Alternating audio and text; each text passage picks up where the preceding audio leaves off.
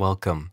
My name is Currie. I'm a naturotherapist, NLP practitioner, and certified master hypnotist. Welcome to my podcast. In this episode, you'll be learning tools that can help you on your life's journey.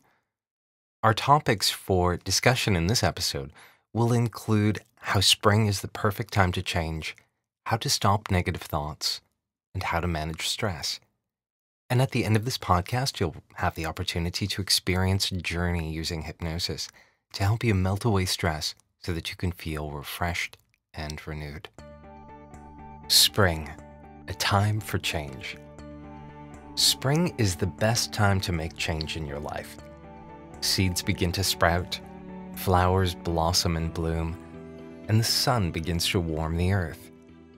What was dormant awakens and becomes alive once again. After hibernating and being cooped up inside all winter, of course if you live in Canada like I do, then the longer days and warmer weather beckon you to spend more time outside. It's a time of cleansing, renewal, and regeneration. As spring is the best time to develop new habits and behaviors, it's a great time to take inventory of your life, to begin to pinpoint what's working and what needs adjusting. So if you do spring cleaning on your home, why not also do some spring cleaning on your life? When you decide to make any kind of change, whether that be to eat healthier and work out more, to become more successful, or to improve your self-esteem, you need to be consistent with your thoughts, habits, and your routine. It takes approximately 21 days to create a new habit within the subconscious mind. So ask yourself, what changes could I make in my life that would provide me with a better way of living? Perhaps you're happy with your current life, but there are always goals and dreams that you want to accomplish, and there's no better time to get started on them than in spring. Your mind can be used as a very powerful tool. All that is required is to tap into this power so that you begin bringing about the changes that you desire. The following exercise is one that I use with clients in my clinic. It's an excellent way to bring your goals into focus. I use it with them to help them gain more insight and clarity as to the action steps that they need to take to get themselves from where they are now to where they want to be. So take out a few pieces of blank paper and, like an author, begin to write a story about your current situation. Write about all your current feelings, thoughts, and concerns. It's where you are now. When you're writing this, get all of your senses involved. What do you currently see? What do you currently feel? What do you currently hear? Make it as real as you can. Once you've completed this step, you begin to write a future story. A story about you achieving all of the goals that you desire. Write about all of the things that you want to achieve and change in your life. Make it realistic, believable, and achievable. Set a goal date for this future. Maybe it's a year from today, or 3 years, or 5 years into the future. But you finish this story with you accomplishing all of your goals. And in that future story, you also write down what you'll be seeing, hearing, and feeling out there in the future. Once you've completed this, begin to do a comparison between the two. See the difference between where you are now and where you want to be. In your story, write down all of the action steps that you took to get from where you are now to these goals in the future. Because it is these action steps that are the most important part of this exercise. Once you are aware of the action steps that you need to take to move yourself forward, you can begin to make a commitment to yourself to take those actions. Keep this list of actions in a safe place, and you can reread them whenever you need to remind yourself of the direction that you're moving in. It will instantly work to reset your mind and to keep it on track for success. Thought stopping, releasing negative thinking fast. Thoughts are a lot like leaves traveling down a stream. They endlessly drift and float by. Some leaves are green. These are the fresh leaves that have just fallen from the tree and are still alive. Then there are the old, dead leaves that are brown and withered. Positive and negative thoughts. We all have them. Anywhere from 12,000 to 50,000 thoughts per day. Research by Charles Greer of the National Science Foundation discovered that the average person thinks about 12,000 thoughts a day, while a deep thinker can reach 50,000 thoughts a day. They estimate that of those, 70 to 80% of these thoughts are negative. And if someone is having a bad day, this number can be even higher. As much of your thoughts and thinking is habitual, your mind is wired to think these negative thoughts. Think for a moment about bike trails in a forest that are used daily. The trail becomes ingrained within the earth. As more and more people use the trail, the more it becomes ingrained. If you were to drive off of the road into the forest, it would be difficult because you'd be attempting to create a new path. All the vegetation and leaves would make it very difficult. But through repeated journeys, eventually a new path would be created. This is very much like our thinking. The negative thoughts that one has are like the trail that's been traveled down many times. When you work to think more positively, you begin creating new trails. Another way of seeing it is that the mind is like a garden. Negative thoughts are like weeds, and positive thoughts are like flowers. You don't water the weeds in the garden, you pull them out. Then you can tend to the flowers, giving them the attention that they need, the love and the care that they need to flourish and grow.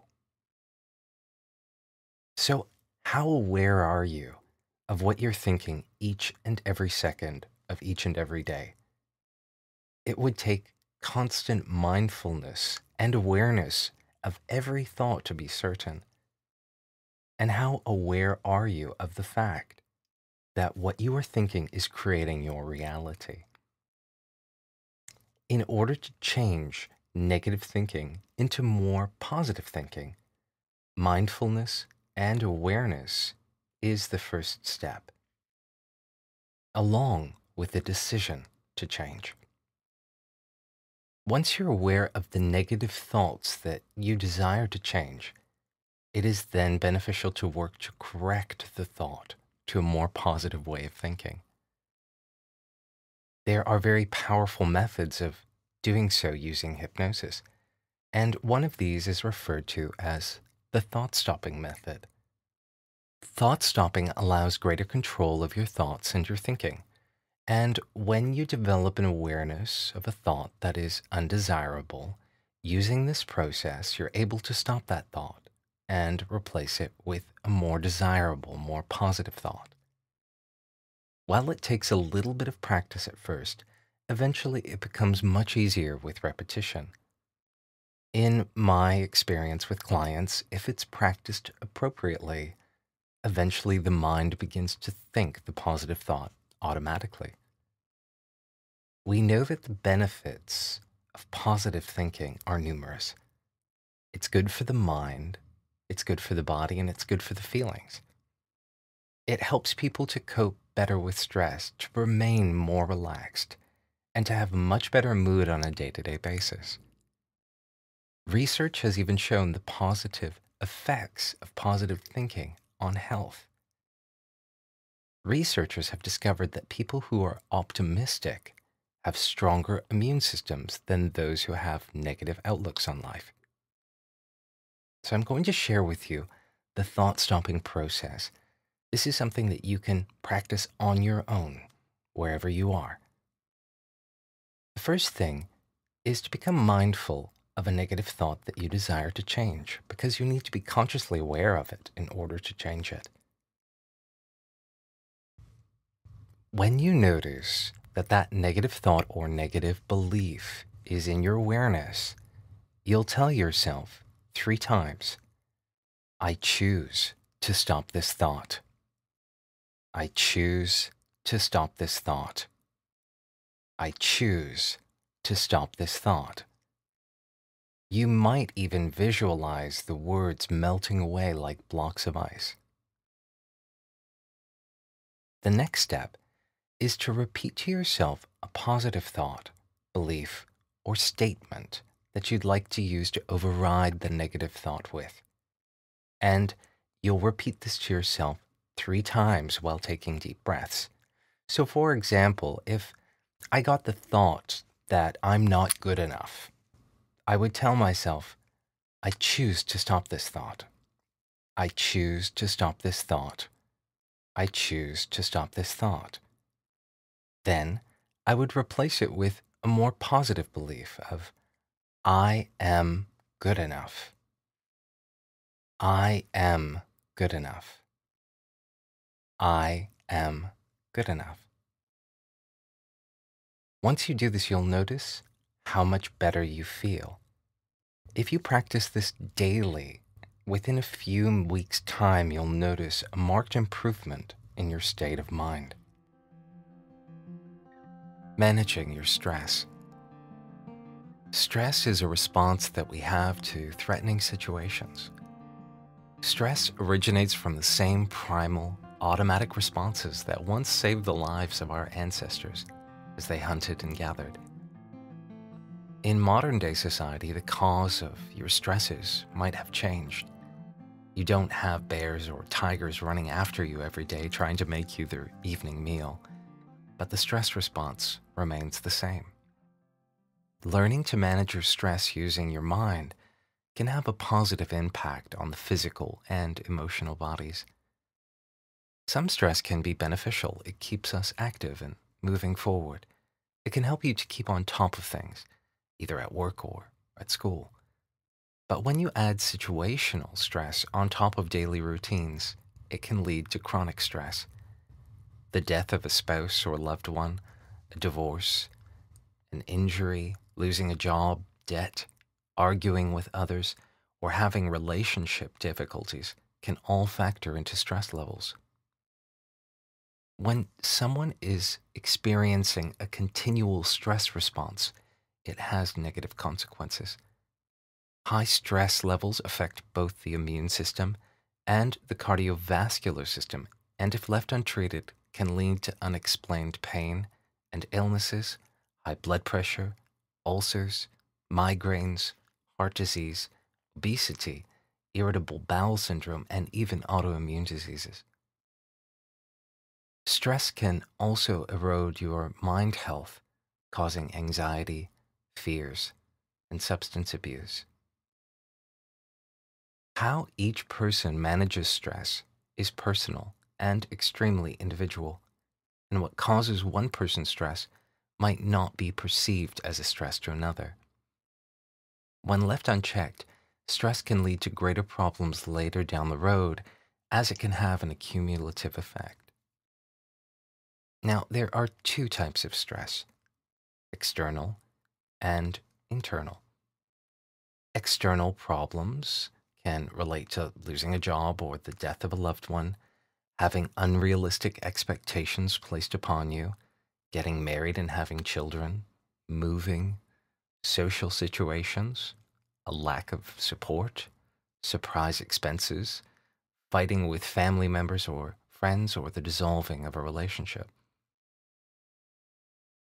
Internal causes of stress can include a negative outlook or attitude, low self-confidence, anger or other emotions, unrealistic expectations that you place upon yourself, your inner critic, which is the part of you that is always critiquing and judging the things that you do, thought patterns, belief systems, and opinions. The difference between external and internal stress is that you have very little control over the external factors that cause stress. You cannot foresee or magically change circumstances that are occurring around you. You have the most control over internal stress. You do, however, have the choice about how you manage your external stresses. You can choose how you think about and perceive external stress. You can choose how you respond to the outer external stress by selecting how you manage, cope, and overcome the situation at hand. Signs of stress may include, but are not limited to, addictions, feeling tired, fatigued, or drained, over or under eating, headaches, sleep problems, which may include too much or too little sleep, tension in the physical body, problems in relationships, and sadness. There are things that you can do on a daily basis to help you manage stresses as they come up. This is an exercise that I use with clients at the clinic to help them gain clarity and insight about all of those things that are causing them stress. Take an inventory of your life. Write a list of all the things that are causing you stress. When you look at this list, begin to come up with solutions to these issues. Ask yourself what on the list can be tackled right away. What needs to wait until tomorrow? Begin to prioritize. Tension always seeks resolution. And when your mind is aware that you are working on these issues, much of that tension and stress begins to fall away. As you accomplish each of the things on the list, you begin to check them off. With each thing that you check off, chances are you'll feel relieved. Practicing meditation, self-hypnosis, or yoga on a daily basis is essential in stress management. It helps to reduce the stress levels in the mind, body, and emotions. To help you manage stress, you can choose to participate in the following exercise. This gentle, hypnotic journey will enable you to release any tension or any stress that you may be experiencing so that you feel refreshed, renewed, and rejuvenated. So find a place where you won't be disturbed for these next few minutes. Get your body into the most comfortable position for you. And whenever you're ready, close your eyes and begin to relax. And at first, it may be that you're more aware of some things than you were before. Sounds in the room, the sound of my voice, sensations in your hands or your feet, perhaps thoughts or images that drift through your mind automatically. Because with your eyes closed, it becomes easier and easier to become more and more aware of a variety of things that otherwise would go overlooked or ignored. Thoughts, feelings, and sensations. As your mind begins to experience the gradual letting go even of the effort that it takes to be aware of exactly where the arms are positioned or the hands or the fingers, and even the effort that it takes to be aware of which leg seems to relax more quickly or completely than the other may seem to take just too much effort. So in your own time and in your own way, you simply allow yourself to relax and let go. as your mind begins to flow down towards that place of quietness and calm awareness. That place that is deep within you. That place of effortless relaxation and letting go, where even the effort that it takes to be aware of the sound of my voice or the meaning of my words may seem almost to be just too much effort. Too much effort to bother to make. It's simply so much easier to just simply relax and just to allow events to occur almost by themselves. That's right.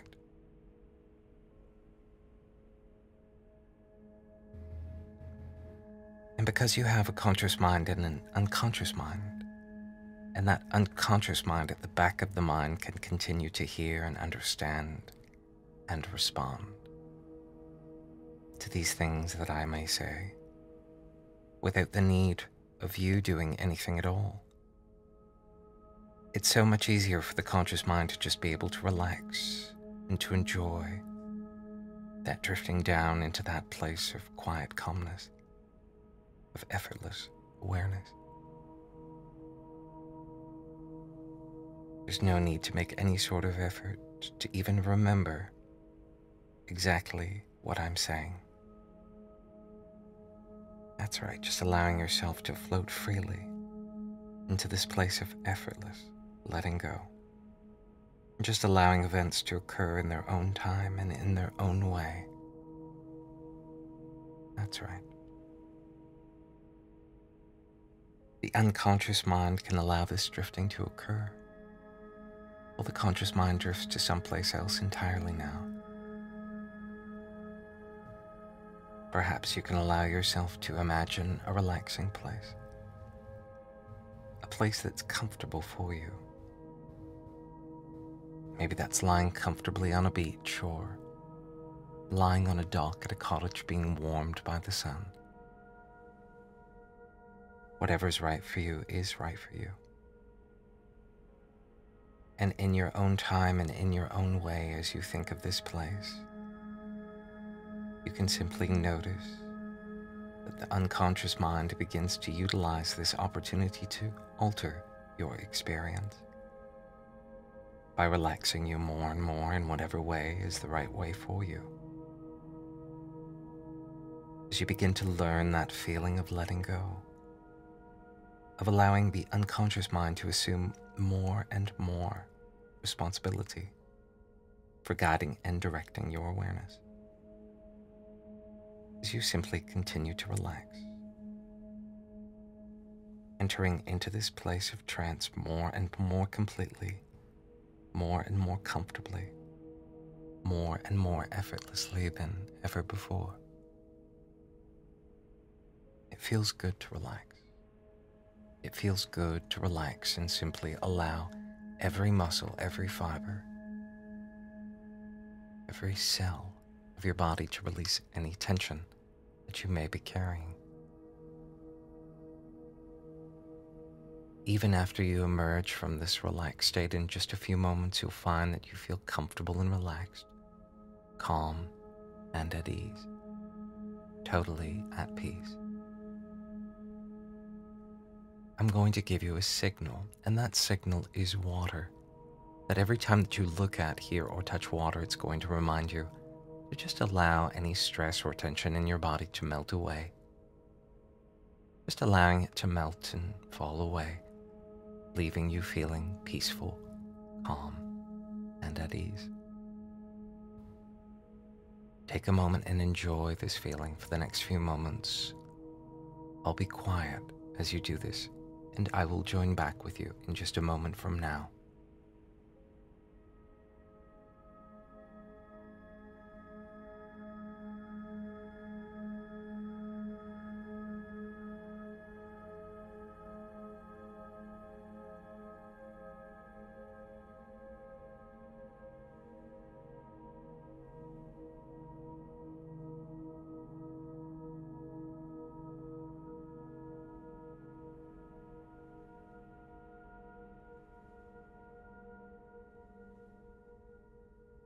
Good. In a moment, I'm going to count from 1 to 10, and as I do, bring yourself back to full waking consciousness. 1, 2, emerging from relaxation, 3, 4, 5, coming up, 6, 7, 8, 9, and 10. Eyes wide open, back in the room, back in the here and the now, fully awake, fully refreshed, feeling calm, peaceful, and relaxed. Welcome back. I hope you enjoyed this podcast. For more information, visit www.donaldcurrie.com. I have a variety of hypnosis MP3s and programs that can help you on your life's journey. And be sure to check back for my future podcasts. Take care and be exceedingly well.